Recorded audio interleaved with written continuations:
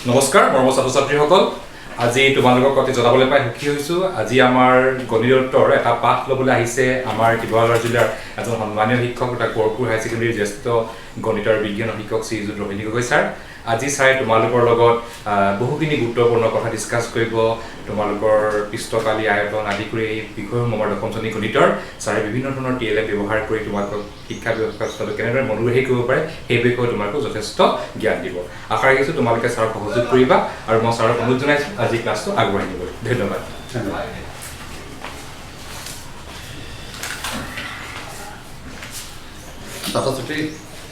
ছাত্ৰ-ছাত্ৰীসকল দশম শ্ৰেণীত অন্তৰ্ভুক্ত থকা পৃষ্ঠকালী আৰু আয়তন সম্বন্ধীয় আমাৰ এটা অধ্যায় আছে এই অধ্যায়ৰ লগত সংগতি থকা নৱম শ্ৰেণীটো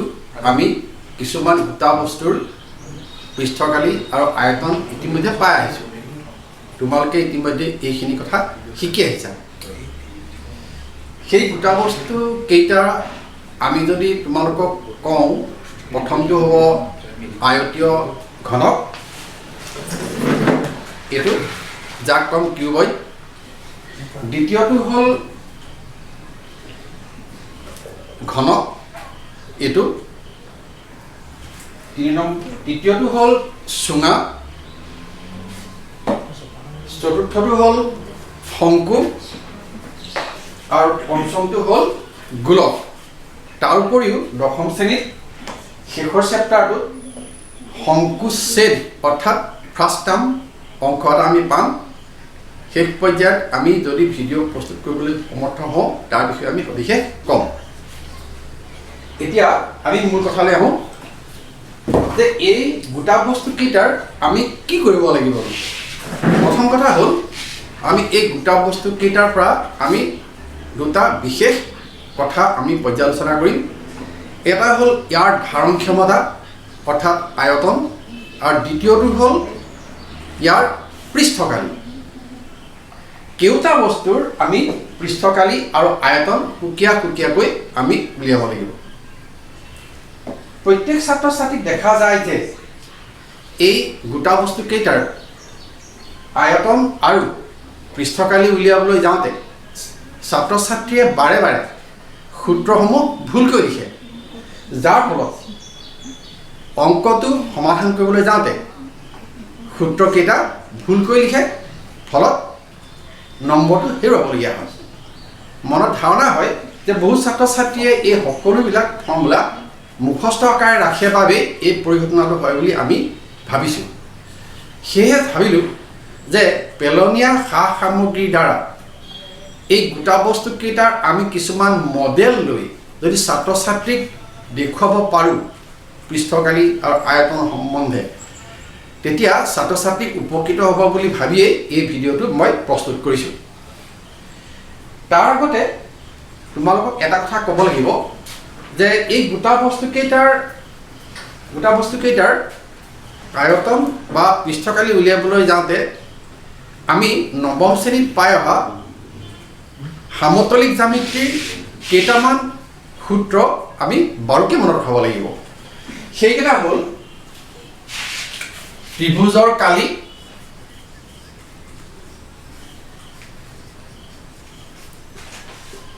তোমালোকে ইতিমধ্যে জানা হাফ বেছ আৰু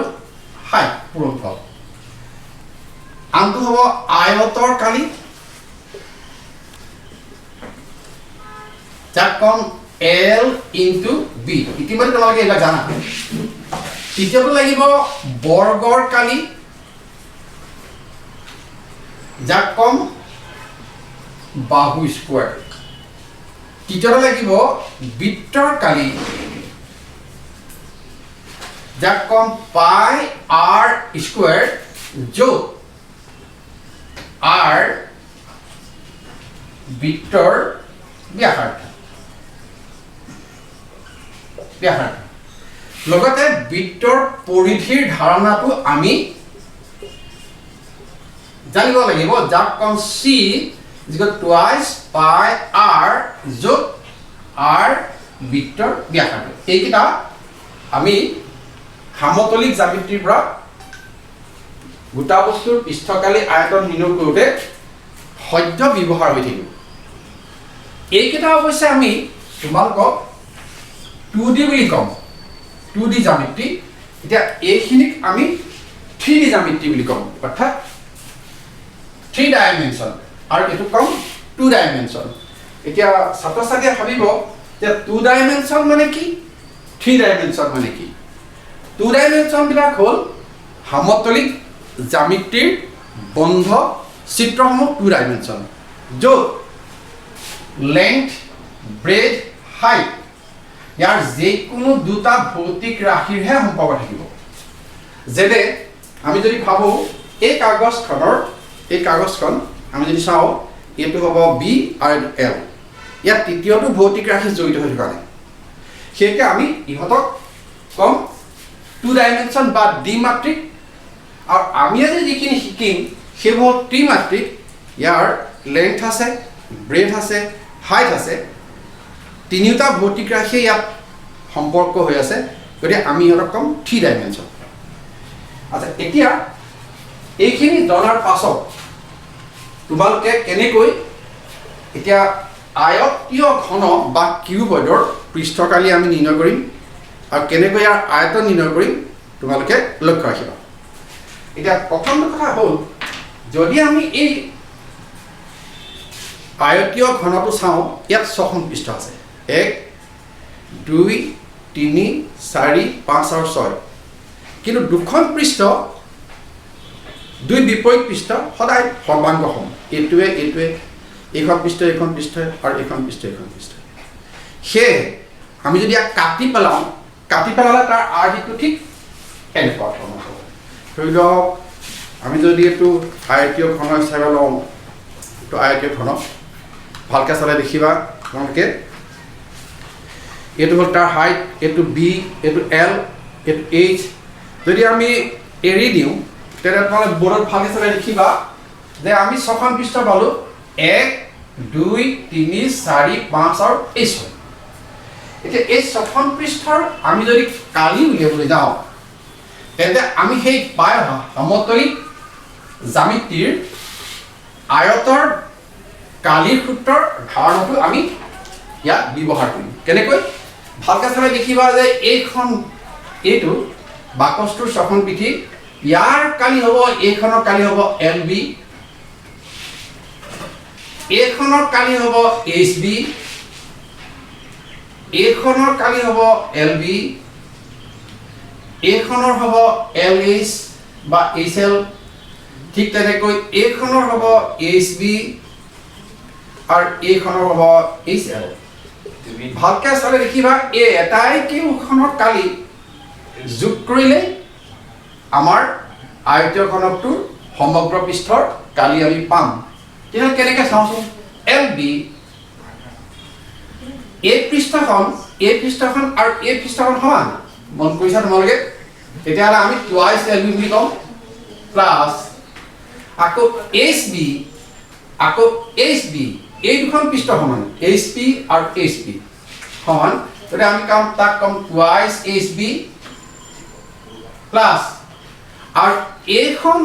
এইখন দুখন পৃষ্ঠ সমানভাৱে তাক কম টুৱাইচ এল এইচ এতিয়া আমি যদি দুইটো কমন লওঁ তেতিয়া আমি পাম L B plus H B plus L H এইটোৱে হ'ল আমাৰ এই আয়তীয়খনৰ মুঠ পৃষ্ঠকালি অৱশ্যে তোমালোকৰ কিতাপত এল বি এইচ বি ইত্যাদিবিলাক স্মল লেটাৰ থাকিব পাৰে বাবে তুমি twice L B B H plus H L এইদৰে লিখিলেও হ'ব এতিয়া তোমাৰ নিশ্চয় আয়তীয়খনৰ পৃষ্ঠকালি বিষয়ে সুন্দৰকৈ মনত থাকিব আৰু ঘৰত এনেধৰণে কাটি লৈ তাক তুমি নিজে নিৰূপণ কৰিবলৈ চেষ্টা কৰিবা নিশ্চয় মনত থাকিব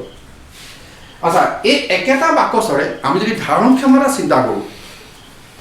এই আয়তীয়খনৰ তেতিয়া কিন্তু তাত 3টা মাত্ৰাৰ প্ৰয়োজন হ'ব তেতিয়া আমি কম যে আয়তীয় ঘনক এটাৰ যদি আয়তন নিৰ্ণয় কৰিবলৈ যাওঁ আয়তন ভি, তেতিয়া তাত আমাৰ তিনিটা মাত্ৰাৰ প্ৰয়োজন হ'ব L into B into H. আৰু এইটো প্ৰায় ছাত্ৰ ছাত্ৰীয়ে মনত থাকে আৰু প্ৰায় ভুল নকৰে, কিয়নো এইটো হ'ল এল, এইটো হ'ল বি আৰু এইটো হ'ল এইচ। এটাইকেইটা পূৰণ ফলতে আমি যি পাম সেইটো হ'ব আমাৰ সেই আয়তীয় ঘনকটোৰ মুঠ আয়তন। এতিয়া এই আয়তীয় ঘনকটোৰ লগত প্ৰায় সংগতি থকা, বিশেষ পাৰ্থক্য নাই, আৰু এটা আমি পাম ছখন পৃষ্ঠযুক্ত, যাক আমি ঘনক বুলি কওঁ। এই আয়তীয় ঘনক আৰু এই ঘনক দুইটাৰ মাজত এটাই মাত্ৰ পাৰ্থক্য, ইয়াৰ ছখন পৃষ্ঠৰ এযোৰ এযোৰ পৃষ্ঠহে সমান, যদিও ইয়াৰ ছখন পৃষ্ঠহে সমান। গতিকে ইয়াৰ পৃষ্ঠকালি উলিয়াবলৈ হ'লে আমাৰ কি অসুবিধা থাকিব, বা আয়তন উলিয়াবলৈ হ'লেও আমাক একো অসুবিধা নাথাকে। চোৱা যাওক যে ইয়াৰ এটাইখন পৃষ্ঠ সমান, তেতিয়াহ'লে এই আয়তীয় ঘনটো, যাক আমি কিউব বুলি কওঁ, ঘনকটোৰ ঘন, যাক আমি কিউব বুলি কওঁ, কিউব, তেতিয়া হ'ব এইখন পৃষ্ঠকালি এল, বি, বি আৰু এইটো হ'ল এইচ, এটাইকেইটা সমান। L is equal to B is equal to H সমান। তেন্তে আমি যদি চাওঁ টু, সেই আমাৰ আয়তীয় ঘনকটোৰ মুঠ পৃষ্ঠকালিটো আছিলে twice L B plus B H plus H L. তেতিয়াহ'লে আমি এনেকৈ লিখিব নোৱাৰোঁনে, twice L into L plus L into L plus L into L, তেতিয়া হ'ব 2l square plus L square plus L square, অৰ্থাৎ 2 into 3l square 6l square. ইমান জটিললৈ নগৈ তুমি ছখন পৃষ্ঠ, তাৰে এখনৰ কালি এল স্কুৱেৰ, গতিকে চমুকৈ 6l স্কুৱেৰ। গতিকে এইদৰে মনত খালে তোমালোকৰ সুবিধা হ'ব। আৰু ইয়াৰ যদি আয়তন উলিয়াবলৈ যাওঁ, তেতিয়াহ'লে ই আৰু সুন্দৰ, কিয়নো ইয়াৰ লগত বিশেষ পাৰ্থক্য নাই। ইয়াত হ'ল এল, বি আৰু এইচ, ইয়াতো একেই, ইয়াতো এল, বি আৰু এইচ, যিহেতু এল, বি, এইচ উভয়ে সমান,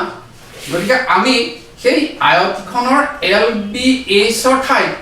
আমি যদি L into L into L কৰি দিওঁ,